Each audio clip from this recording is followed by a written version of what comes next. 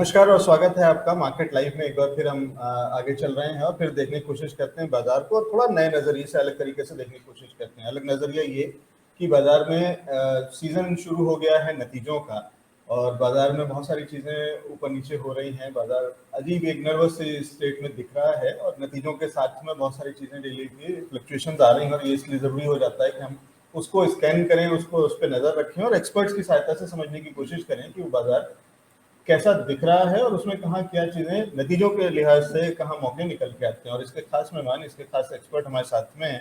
हमारे साथ में जुड़ रहे हैं विवेक मित्तल जी। विवेक मित्तल जी के पास चलेंगे और उनसे समझने की कोशिश करेंगे कि बाजार कैसा दिख रहा है, उसमें नतीजों के लिहाज से क्या किया जा सकता है। विवेक जी, बहुत स्वागत है आपका हमारे शो पर। हाँ, शुक्रिया आलोक जी। विवेक जी, बहुत समय बाद आपने हमें समय दिया है, तो इसलिए आपका समय ज़्यादा नहीं वेस्ट करूंगा और ज़्यादा नहीं लूंगा। लेकिन इस बार नतीजों की शुरुआत टीसीएस से हुई थी। नतीजे अच्छे थे, लेकिन शायद एक्सपेक्टेशंस कुछ ज्यादा ही थी बाजार की, तो उस लिहाज से अगर हम उम्मीदों के हिसाब से समझें तो उतना खरा नहीं उतरा। लेकिन अगर हम फैक्ट्स की बात करें तो ठीक था। वहां से शुरुआत करते हुए अभी तक अब के जो नतीजे आए हैं, एक ओवरऑल व्यू कैसा दिखता है? देखिए, मिक्स है। हो क्या रहा है कि जब हम मार्केट बॉटम पर होता है या नीचे होता है, तो खराब नतीजों में भी अच्छाइयां ढूंढी जाती हैं, और जब मार्केट टॉप पर होता है तो अच्छे नतीजों में भी बुराइयां ढूंढी जाती हैं। सो हमें केवल सिंपल इसी लॉजिक को मानते हुए हम अर्निंग्स को देखते हैं। टीसीएस के नतीजों में 10 चीजें अच्छी थी, केवल एक चीज थोड़ा सा ये था कि शायद वैल्यूएशन ज्यादा है, या क्योंकि अब स्टॉक FY23 की भी अर्निंग को डिस्काउंट कर चुका है। FY24 की अर्निंग को डिस्काउंट करने के बाद भी 30 के मल्टीपल पर चल रहा था। तो ओवरऑल अब जब आप इतना स्ट्रेस्ड वैल्यूएशन ले लेंगे, तो आपको डेफिनेटली कहीं प्रॉफिट बुक करना होगा, and that's the only profit booking. I mean, I don't have any से कि टीसीएस खराब है या टीसीएस का आउटलुक खराब है। There is no point of that, but the point is कि the valuation is very high. ठीक है सर, इससे पहले कि हम स्टॉक स्पेसिफिक बात करना शुरू करें और अलग अलग नतीजों पे जो आने वाले हैं या आ रहे हैं उन पे बात करने शुरू करें, एक ओवरऑल व्यू इस चीज पे कि अगर हम नतीजों के लिहाज से बाजार के अंदर में काम करना चाहते हैं, अगर कोई दर्शक हमारे जो हैं वो ये समझना चाहते हैं कि ये क्वार्टरली रिजल्ट्स आ रहे हैं, क्वार्टरली रिजल्ट्स को देखते हुए और उनको सामने रखते हुए कुछ काम बाजार में करें जिससे कि वो मुनाफा कमा सकें, स्ट्रेटेजी क्या होती है, तरीका क्या होता है, टाइमलाइन क्या होती है, कैसे करना होता है? देखिए, इस समय पर जो हमें बाय करना है ना, उस पे हमें बीएफएसआई पर खास तौर से जोर देना चाहिए। रीजन भी कि जो अप्रैल जून क्वार्टर था, उसमें स्ट्रेस बहुत था बैंकिंग सेक्टर पर, क्योंकि ज्यादातर शॉप्स बंद हो गई थी, बाजारों में सन्नाटा था, गवर्नमेंट ड्रिवन लॉकडाउन तो बहुत विवेक कम जी, समय के लिए था। अभी उस पे भी नहीं जा रहा हूँ, सेक्टर्स पे भी नहीं जा रहा हूँ और स्टॉक्स पे भी नहीं जा रहा हूँ। इस स्ट्रेटेजी की बात कर रहा हूँ, अर्निंग से मुनाफा कमाने की जो रणनीति है जिसके आप महारथी हैं, ये रणनीति क्या होती है और ये कैसे काम करती है? देखिए, मैं उसी के बारे में बता रहा हूँ कि अप्रैल जून क्वार्टर जो था वो बैंकिंग के लिए खराब था। अब जो जुलाई सितंबर क्वार्टर होगा वो बैंकिंग के लिए उसका रिवर्स होगा।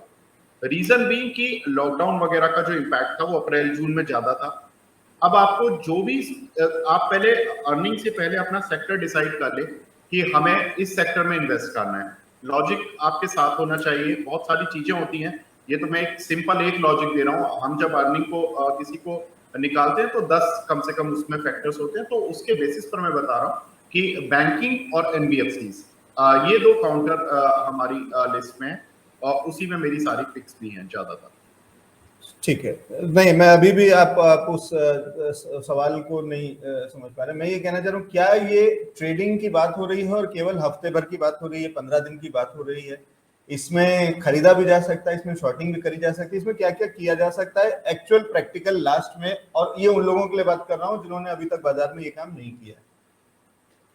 देखिए, जिन्होंने काम नहीं किया, अगर वो तो फिर किसी एक्सपर्ट के साथ ही जुड़कर काम करें। अब अगर हमारी एडवाइस समझ आती है या अन्य आपके प्लेटफॉर्म पर अच्छे एनालिस्ट आते होंगे, तो उनमें से किसी भी एनालिस्ट को चुने और उनकी एडवाइस पर काम करें। वो ज्यादा आसान होगा as compared to applying their on mind. क्योंकि होता क्या है कि आदमी एक्सपर्ट की राय सुनता है और फिर अपना माइंड अप्लाई करके काम खराब कर लेता है। तो वो दो मिक्स एंड मैच नहीं चलेगा। मैं ये मान सकता हूँ कि यस, हमें कुछ काउंटर्स पर बात करनी चाहिए, उससे काफी क्लैरिटी आ जाएगी कि हमें क्या स्ट्रैटेजी अपनानी। ठीक है, और अगर मैं कहूँ कि ये स्विंग ट्रेडिंग होती है सिर्फ, तो क्या मैं ठीक कह रहा हूँ? देखिए, स्विंग ट्रेडिंग तो हमेशा ही होती है, और स्विंग ट्रेडिंग में जो मास्टर लोग होते हैं वही पैसे कमाते हैं। स्विंग ट्रेडिंग पहली बार वाले लोगों के लिए तो होती ही नहीं है। वो तो डेफिनेटली लॉस कमाएंगे। आप एक चीज समझिए, क्रिकेट में भी स्विंग होती है, तो जो पहली बार क्रिकेट खेल रहा होता है उसको तो समझ ही नहीं आती कि विदेशी दौरे पर जहाँ पर ज्यादा स्विंग होती है तो उसे खेलना कैसे है। इसी तरह से स्टॉक मार्केट का स्विंग है, वो तो और ज्यादा खराब है। ठीक है, और ऐसे ही मौकों पे हमें आप जैसे एक्सपर्ट्स की जरूरत होती है जो कि हमें ये समझा सकें कि करना कैसे है। सर, सबसे पहले किस नतीजे की बात कर रहे हैं, एलआईसी की? बिल्कुल, एलआईसी पे देखिए आज नतीजे हैं, और हम एक्सपेक्ट कर रहे हैं कि क्यू ऑन क्यू में करीब 300% का जंप प्रॉफिट में देखने को मिलेगा। वाई ओ वाई में तो कंपनी के रिजल्ट्स फ्लैट रहेंगे, लेकिन मुझे लगता है कि एलआईसी एक जिन वैल्यू पर मिल रहा है काउंटर के, अगर हम मूव्स पिछले कुछ समय के देखें तो इतना बड़ा मूव नहीं है कि हम ये बोल सके कि ये काउंटर कोई ओवर वैल्यूड है या कुछ है। ये काउंटर मैं बोलूंगा कि एक अच्छी प्राइस पर आपको मिल रहा है। आप इसके हाईज देखें जो 2017-18 में थे, 750 रुपए के थे, उसके मुकाबले में अभी भी 440 रुपए चल रहे हैं। अगर हम इसके कोविड लोज देखें तो करीब 185 का था, वैसे एवरेज में करीब 250 से 300 रुपए की रेंज का था। वहां से भी ज्यादा अपसाइड इसमें नहीं देखने को मिला है। अब रिजल्ट्स, अब चूंकि ये कंपनी स्ट्रेस फ्री हो चुकी है, जितने भी कोविड का पेन था, मुझे लगता है all the banking counters are free from that pain. तो मुझे लगता है कि यही समय है इन काउंटर्स को अपने पोर्टफोलियो में एक्यूमुलेट करने का। एंड एलआईसी, अगर आप ट्रेडिंग पर्सपेक्टिव से लेना चाहते हैं, आज रिजल्ट्स है तो आप इसको लीजिए। और इसमें आज के अगर ट्रेडिंग के हिसाब से ले रहे हैं तो आज के डे लो का स्टॉप लॉस लगा लें, और एक टारगेट लगाएं 458 से 60 की रेंज का। ये तो हो गया ट्रेडर्स के लिए। और जो इन्वेस्टर हैं उनके लिए जो टारगेट रहेंगे मेरे, वो रहेंगे करीब करीब 475 तक के पहले टारगेट रहेंगे। और अगर ये इस वीक में, यानी कि कल, अगर ये 450, वैसे तो 450 पार हो ही जाना चाहिए, अगर ये 450 कल क्लोज दे जाता है तो आप इसको छोड़ दीजिए। ये हो सकता है कि आपको 520 तक के भी टारगेट सिखाए। तो आपको इसको होल्ड कर कर चलना है आज ट्रेडिंग मूव के लिए, और कल इसकी क्लोजिंग बेसिस के लिए। कल का क्लोजिंग बेसिस है 450, आप 449 है वैसे एग्जैक्ट लेवल। 449 के ऊपर अगर ये क्लोज होता हुआ दिखता है, आप इसको पोजीशन को जरूर लेकर जाए। ठीक है, इंटरेस्टिंग। तो ये एलआईसी पे नजरिया, एलआईसी हाउसिंग फाइनेंस पे खबरों के चलते इसमें जो गिरावट आई थी, उसके बावजूद अब किस तरीके से इसके नतीजे आने वाले हैं और उन नतीजों के चलते इसमें क्या किया जा सकता है, ये बता रहे हैं विवेक मित्तल जी। सर, अगला कौन सा देखना है? अगला काउंटर है टीवीएस मोटर का। टीवीएस मोटर के भी नतीजे आज हैं। हम एक्सपेक्ट कर रहे हैं कि इसके नतीजे अच्छे देखने को मिलेंगे। Q on Q, Y O Y दोनों में ही प्रॉफिट जंप देखने को मिलेगा। लेकिन इसमें एक थोड़ी सी प्रॉब्लम ये है कि हो सकता है कि मार्जिन को लेकर थोड़ा सा प्रेशर हो। लेकिन चूंकि मेटल के प्राइसेस बढ़े, एक बाइक बनाने में उतनी मेटल यूज नहीं होती जितनी एक गाड़ी और ट्रक बनाने में होती है। तो मुझे लगता है कि उतना इन बाइक कंपनी ने अपना प्राइस पास ऑन भी कर रखा है, तो इन पर ज्यादा इम्पैक्ट नहीं होगा मार्जिन्स में। और फिर प्रोडक्ट मिक्स भी है। चिप की भी प्रॉब्लम उतनी ज्यादा बड़ी बाइक कंपनीज के साथ नहीं है, टू व्हीलर्स के साथ नहीं है जितनी फोर व्हीलर्स के साथ चल रही। तो मुझे कुल मिलाकर लगता है कि टू व्हीलर्स स्पेस में टीवीएस मोटर अच्छे रिजल्ट्स पोस्ट करना चाहिए। और यहाँ से अगर ये काउंटर चलता है तो इसमें 600 और 630 की रेंज तक के दो टारगेट्स देखने को मिलेंगे। इसमें एक स्टॉप लॉस लगा लें 558 से 60 रुपए की रेंज का।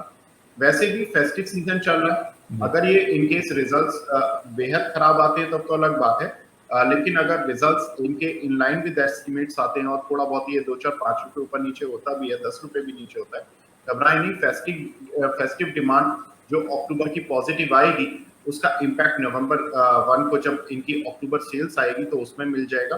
तो आपको अगर रिजल्ट्स पर आज आपको अच्छा टारगेट मिल जाता है तो आप एग्जिट आज कर लें, वरना आप 630 के लिए भी वेट कर सकते हैं और वो हो सकता है कि आपको अक्टूबर 1 की सेल में भी देखने को मिल जाए। देखिए मैं जहाँ तक समझता हूँ, इतना याद है मुझे कि पिछले कुछ समय से जो नंबर्स आ रहे हैं ऑटो सेल्स के, उसमें टीवीएस के या टू व्हीलर्स के नंबर तो अच्छे ही आ रहे हैं, मतलब ग्रोथ दिख रही है उसके अंदर में, रिकवरी दिख रही है As compared to other players, yes, इनके नंबर ठीक हैं, especially if I compare with Hero MotoCorp, तो yes, इनके नंबर ठीक है। टीवीएस और बजाज ऑटो, ये दो कंपनीज, क्योंकि हीरो का बहुत बड़ा पोर्टफोलियो एक्सपोर्ट में है, तो शायद उसका भी असर हीरो पे काफी पड़ा है, तो वो शायद उसका नुकसान हो सकता है थोड़ा हीरो पे देखने को मिलेगा। ठीक है, तो ये एक नजरिया। और इंटरेस्टिंग चीज ये है कि स्टॉप लॉस बहुत छोटा सा है, और तो रिस्क रिवॉर्ड रेशियो के हिसाब से जो रिवॉर्ड है एक्सपेक्टेड वो बड़ा है। सर इसमें कितने समय के लिए इसको लेना है? देखिए, एक 600 तक के टारगेट तो हो सकता है आज ही देखने को मिले। एक मैं ऑल लेवल्स बीच में दे देता हूँ, 589 भी है ट्रेडर्स के लिए, 589। आप चाहें तो इंट्राडे अगर आप ट्रेड कर रहे हैं तो आज 3 रुपए का स्टॉप लॉस लगा ले, क्योंकि आज ये 72.50 का इसका लो बना है फ्यूचर में और कैश में 72.20 का। तो आप एक इंट्राडे का स्टॉप लॉस लगा ले, और अगर डीप स्टॉप लॉस लगाना चाहते हैं तो 558 से 60 की रेंज का लगा ले। और जो अपसाइड के टारगेट है 589 पहला टारगेट होगा, जो कि इंट्राडे के लिए होगा। दूसरा टारगेट अगर ये उसको भी पार कर जाते हैं तो 600 तक जा सकता है। तीसरा टारगेट जो कि एक पोजिशनल ट्रेडर या इन्वेस्टर के लिए होगा वो 630 का होगा।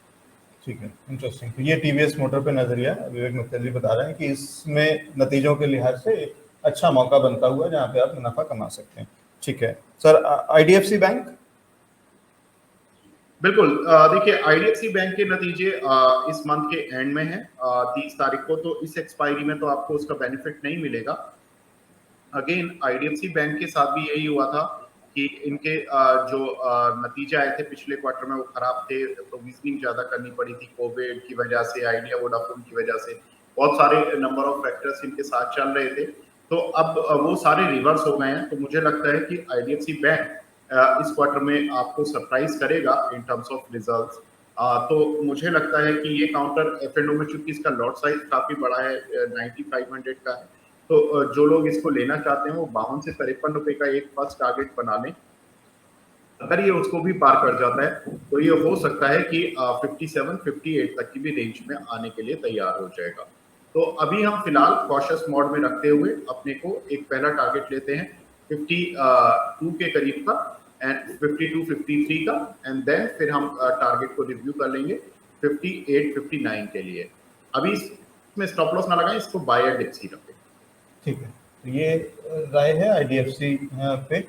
और लेकिन विवेक, साथ ही साथ फिर बैंक निफ्टी पे भी एक राय दे दीजिए, क्योंकि बैंक निफ्टी वैसे तो हरे निशान में काम कर रहा था आज इंट्राडे की अगर हम बात करें, और काफी हद तक अपने आप को बचा के चल रहा था हर में ही, लेकिन अभी आपसे बात करते करते फ्लैट होता हुआ और लाल निशान के अंदर में जाने की कोशिश करता हुआ दिख रहा है, जहां एक और निफ्टी तो पहले से नेगेटिव है और करीब 0.3%, मतलब 0.75% तक की गिरावट दिख रही है।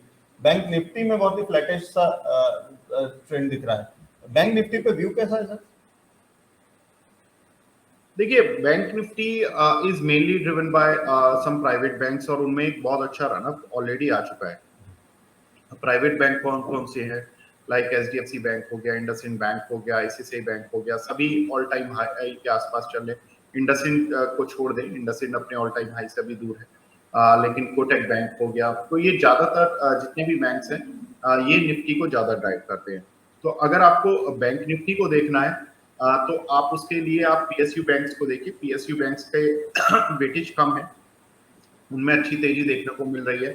यूनियन बैंक पिछले 2 हफ्ते में 35-36 रुपए से 50 का हो गया, पीएनबी 45 का हो गया। तो मुझे लगता है कि बैंक निफ्टी तो शायद इन्हीं लेवल्स के आसपास रहेगी, 40,000, 41,000 तक। बहुत ज्यादा बड़ा मूव बैंक निफ्टी में एक्सपेक्ट अब यहाँ से नहीं करना चाहिए, लेकिन काउंटर स्पेसिफिक मूव इस सेक्टर में देखने को मिलेंगे। जी ठीक है, आप क्योंकि समय सीमा है, आपका समय का भाव है, तो जल्दी से बाकी अर्निंग के हिसाब से जो स्टॉक्स हैं उनको देख लेते हैं। जियो जी? जियोजित के देखिए नतीजे जल्द हैं और नेक्स्ट वीक होंगे जियोजित और जीआईसी के नतीजे। और जियोजित में जो हमारा आज चूंकि ये काउंटर थोड़ा ऊपर आ चुका है, तो ये 4% ऊपर है। तो इसको आप चाहें तो थोड़ा एक ट्रेलिंग स्टॉप लॉस लगा ले 8170 का, और इसमें एक टारगेट होगा 87-88 की रेंज का, दूसरा टारगेट होगा 95 का। तो 87-88 पर आप थोड़ा सा अपना 25% पोजीशन को बुक करें, एंड देन 95 पर आप अपनी रेस्ट ऑफ द पोजीशन से एग्जिट करें। तो अभी जियोजित को बाय एट डिप्स रखें, पूरा अभी ना लें। या तो ये स्ट्रेटेजी कर सकते हैं या आप दूसरी स्ट्रेटेजी कर सकते हैं कि आप अभी थोड़ा सा ले लें। अगर ये 87-88 पर आ जाता है तो इट्स फाइन, आप प्रॉफिट बुक कर लें और थोड़ा सा 95 के लिए छोड़ दें, और नहीं तो आप इसको थोड़ा सा गिरने का इंतजार करें, तब आप अर्निंग गेन्स के हिसाब से जियोजित में बाय ऑन डिप्स की रणनीति करें। जी कुछ कह रहे थे जी। और दूसरा काउंटर है जीआईसी हाउसिंग। जी, जीआईसी हाउसिंग में भी सेम स्टोरी है। उसमें भी प्रॉब्लम यही थी कि उनका प्रोविजनिंग और एनपीएस वगैरह के जो कंसर्न्स थे पिछले क्वार्टर में बहुत ज्यादा थे। अब वो रिवर्स हो जाएंगे तो सारी चीजें अच्छे से रन होंगी। तो मुझे लगता है कि जियोजित विल डू वेल, और माफ कीजिएगा जीआईसी विल डू वेल। और जीआईसी यहाँ से अगर चलता है तो 185 तक ये जा सकते हैं। तो इसमें 158 के करीब चल रहा है।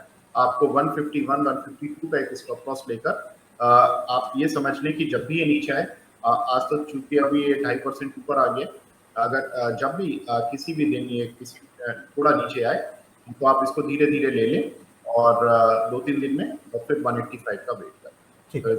करंट लेवल्स पे एंट्री कितनी करनी चाहिए? अगर करनी हो, अगर मुझे 100 रुपए डालने हैं 50%, अगर आपको 100 रुपए लगाने तो 50 रुपए लगाने, 50 रुपए, और उसके बाद हर डिप पे आप कह रहे हैं कि इसमें ऐड करते चलें, तो ये अच्छा रहेगा। टारगेट्स कहां तक देख रहे हैं सर? टारगेट 185। अगर ये काउंटर 161 पार करता है तो जो आप 50% प्लान कर रहे थे नीचे लेने का, वो आपको फिर ऊपर लेना होगा। तो 161 पार करे तो आप अपनी 50% पोजीशन और लें, 154.5 आ जाए तो अपनी 50% पोजीशन और लें, और करंट लेवल पे आप अपनी 50 लें। तो यानी अभी आपने 50 रुपए डाले, 54-55 आ गया तो आपको सस्ता मिलेगा माल, आप और ले लीजिए, पूरा 100 का हो जाएगा आपका। अगर नहीं आता और ये चलने लगता है, यहीं से चलने लगता है मान लीजिए, और 161 आ जाता है, पार कर देता है, तो आप अपने 50 रुपए और डालिए, क्योंकि फिर वो ये मोमेंटम में आ जाएगा। तो मोमेंटम हमें खोना नहीं है, तो उस समय पर आपको और बाय। ठीक है विवेक जी, और कोई स्टॉक है क्या अभी अर्निंग में डिस्कस करने के लिए, या हम उसके आगे बाद में करेंगे?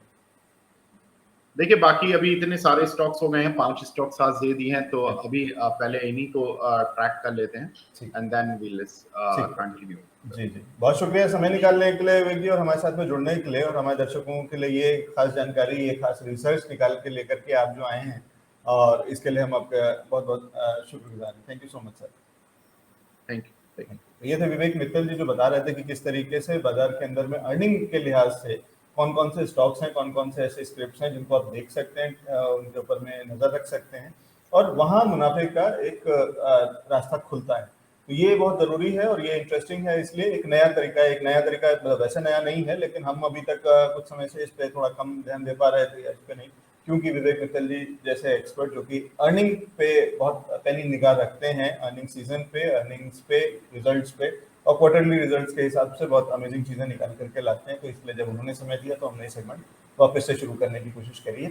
इस पे नजर रखिए और यहाँ से भी मुनाफा कमाइए। एक ले रहे हैं छोटा सा ब्रेक, और इसके बाद फिर हमारे साथ में सौम्यदीप भट्टाचार्य जी जुड़ेंगे और उनसे समझने की कोशिश करेंगे कि मार्केट को कैसे देख रहे हैं, मार्केट में कहाँ अपॉर्चुनिटीज निकलती हैं। शिवानी ठाकुर इस शो को, मार्केट लाइफ को आगे लेकर के चलेंगे एक छोटे से ब्रेक के बाद।